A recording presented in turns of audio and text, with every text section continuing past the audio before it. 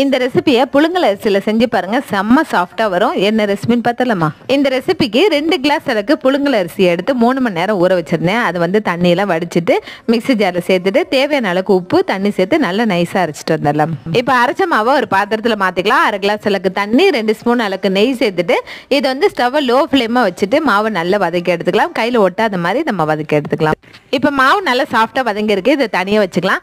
அடுத்தது ஒரு கடாயில் ஒரு 1/2 கிளாஸ் அளவுக்கு கடலைப்பருப்பை 2 மணி நேரம் ஊற வச்சிருக்கேன். அதை வந்து ஒரு 1/2 மணி நேரம் வேக வச்சு எடுத்துக்கிட்டேன். இதை தண்ணியெல்லாம் வடிச்சிட்டு மிக்ஸி ஜாரில் சேர்த்துக்கலாம். கடலைப்பருப்போட ஒரு 5 ஏலக்காய் சேர்த்து நம்ம மிக்ஸியில் அரைச்சிட்டு இதை ஒரு பிளேட்டில் மாற்றிக்கலாம்.